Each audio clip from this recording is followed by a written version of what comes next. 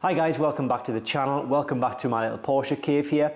It's been quite a while since I made a video on my Porsche Cayman 981, and it got me thinking sort of what could I do to make a little bit of content. And I thought to myself, you know what, I'm going to make a video on the things that I dislike about my Porsche Cayman 981, and not just that, but the things that I've actually done to make those things better. So I believe as an enthusiast and kind of like a DIY, it's all about problem solving. So if I've got an issue with one of my cars, I'm going to be looking at how I can actually fix or work around that problem. And that's exactly what I'm going to talk about in this video. So we're talking about 5 or 6 things that I don't like about the Cayman 981 and how I fixed them.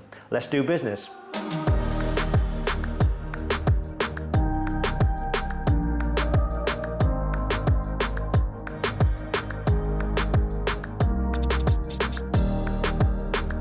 So I've owned this Cayman for just under 2 years now, and when I bought it, I kind of bought it as a stopgap, thinking that I'd have it for a year, then probably move it on. The reason I bought this car was because I just sold my 991 Targa GTS, and I wanted something to maybe fill the gap for a year.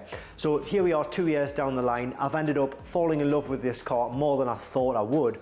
So I've started modifying it, and I've been kind of personalizing the car and making it mine along that 2-year stretch. And one of the great things about this car is the sports exhaust, but that brings us to the first problem with the vehicle. So when I'm driving the car, when I'm starting the car and when I'm turning the engine off, you can hear like a clinking noise, and it's a really annoying sort of metallic noise. And what that noise is, I believe, is the butterfly valves for the sports exhaust opening and closing or switching on and off.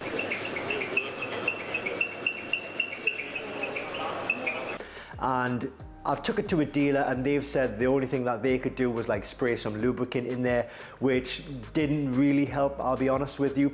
And they said the only way to get around it was to just completely change the whole exhaust, which I believe can vary from like £2,000 to £3,000 depending on where you're getting it fitted, where you're sourcing it from. It's not really a route that I wanted to go down, so I wanted to try and see if I could solve the problem with this butterfly exhaust. And I have done. The first thing I've done is I've sprayed lots of different types of lubricant in there, and I just wasn't getting anywhere with sort of fixing that metallic horrible noise. And one thing that I did try, which actually worked, is this stuff here. It's called copper grease, and the operating temperatures are between 40 and 1150 degrees, so it's well within the temperatures that the exhaust will get up to. And what I've been doing is just sort of applying it on my finger, applying it to the butterfly valve of the exhaust where it moves and goes into the exhaust. One thing I am a little bit worried about though is dirt getting attached to the copper grease and then sort of actually making the situation worse. But so far I've been running it for about 2 weeks with this copper grease on, and the noise has gone, hasn't come back, so fingers crossed it will stay away completely. Can't guarantee it, but fingers crossed.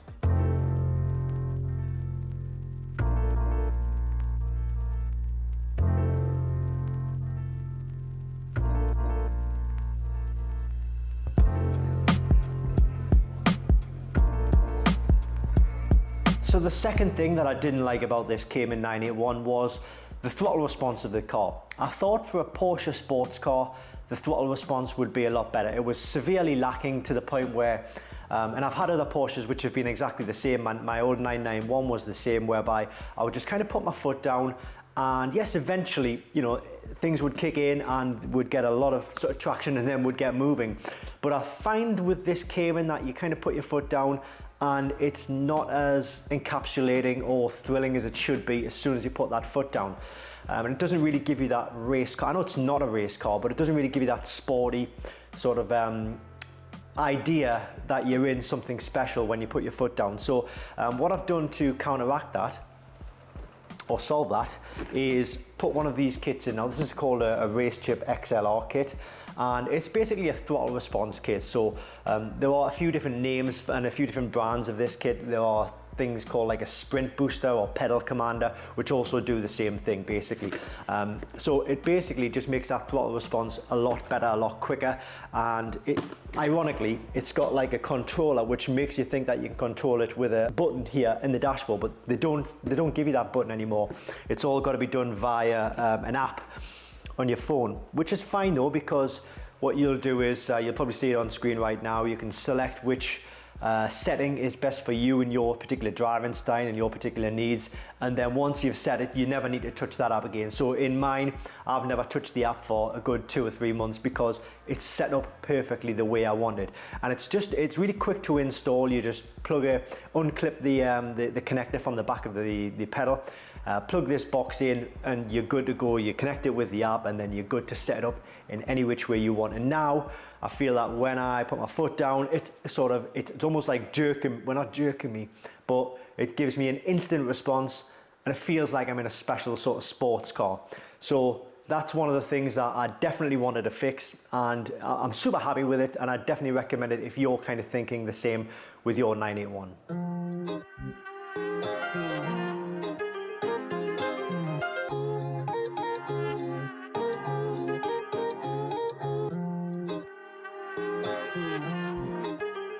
Start it up.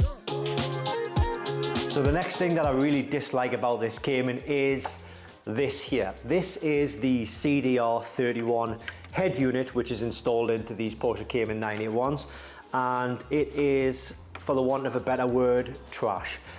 It doesn't even have nav on. Yes, I know that's how the car was spec'd. You can get these with nav in, but this one doesn't even have nav in. All I've really got is a CD player and a basic radio. It doesn't even have DAB radio. So I kind of wanted to get rid of this, and what I have done is found a fantastic alternative, which is called eSIM. It's a CarPlay system. It's an Android system, so it allows you to hook up your iPhone.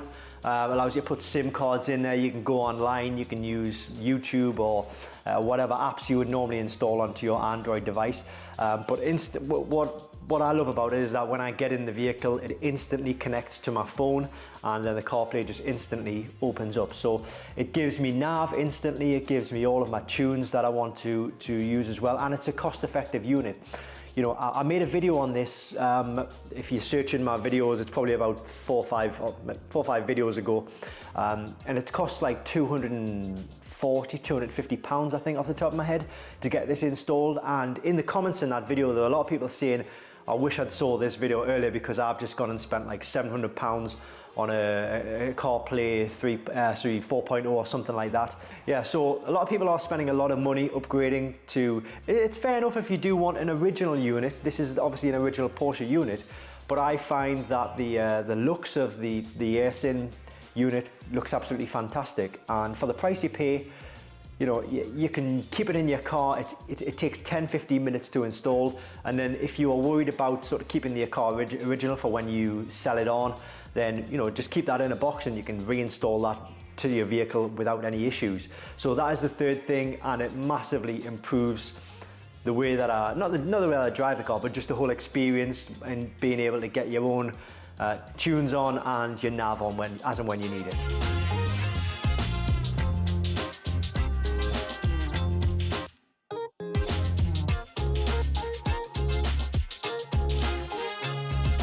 Next up, we're talking wheel and tires. Now, I'm not saying that I hate the original classic wheels that came with the car, because they do look good. I really do like them.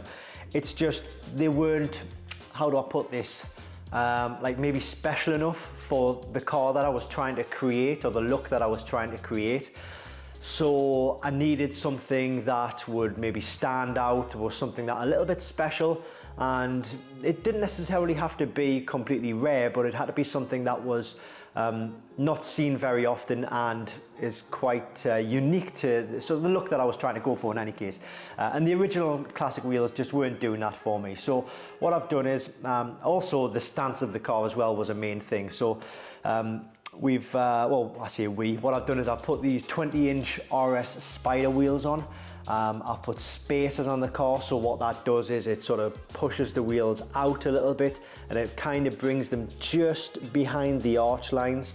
So it gives it a more aggressive stance, okay? And couple that with the fact that the car has been lowered, I think the stance of this car now it's exactly where I want it, and it doesn't compromise any of the handling. It doesn't compromise the way the car drives. It's still really smooth. You're not like bumping along the roads or anything like that. So it's a package that I'm really, really happy with. It was quite expensive, the whole thing, I'm not gonna lie.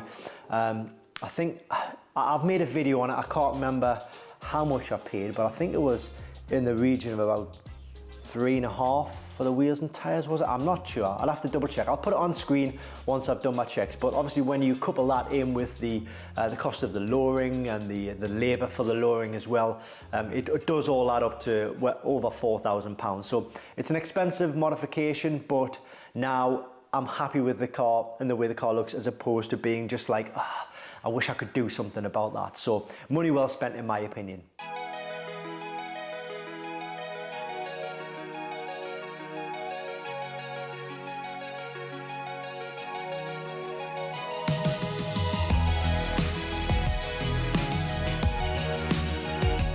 So before we get on to the next one, just a really quick recommendation if you are looking for a scan or diagnostic tool for your Porsche.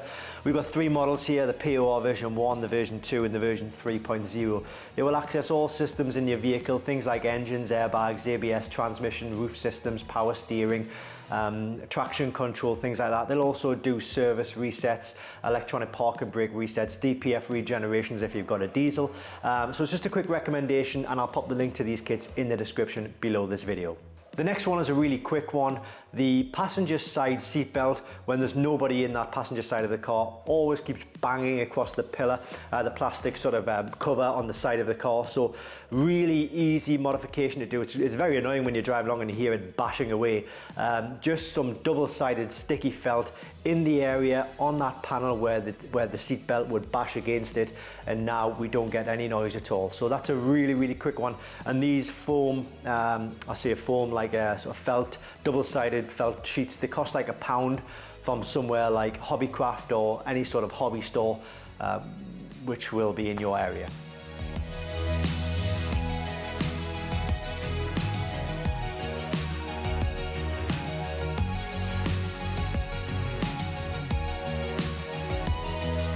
There is one more thing that I haven't been able to sort out yet, and it is one of those things that just drives me a little bit crazy, is that when you're in sport mode and you're downshifting from, say, second to first gear, those shifts can be a little bit rough. I've done a bit of searching online about this, and I've seen a lot of people talking about the fact that yes, they get the rough downshifts from second to first in sport mode. It's not a massive thing because it's not like you're shifting through the gears, or it's not when you're in a sort of an engaged, spirited drive. It's really when you're sort of pulling up to a set of traffic lights or similar. But just be aware that it is one of the things, and if anybody does have a solution for how to sort of clean up those shifts from second to first in sport mode, then be my guest. Please put a comment in the box below. But other than that, guys, those are the things that I didn't like about the Porsche Cayman 981. The box will be the same, and hopefully, I think I've put those right. And you know, there'll probably be a few things, if I keep this car for a few more years, I'll probably grow to understand a few more things that I'm not so sure about. But that's the whole part of ownership, solving problems, looking at ways you can sort of fix these things and make you love the car. Because I think one thing is that when you're an enthusiast and there's something not quite right about a car, you tend to focus on that all of the time, and it takes away from the enjoyment of the rest of the car, which is 97-98% fantastic, but your brain always goes towards that 1 or 2%, which is really annoying. You'll know what I'm talking about if you're an enthusiast, which you guys are. Anyway, thanks for watching, guys. If you like this video and you want to see more videos like this, then by all means hit that subscribe button and click that like button if you will, please, as well, because it helps the channel grow and just get more subscribers, really. Yeah, thanks for watching. I'll see you next time.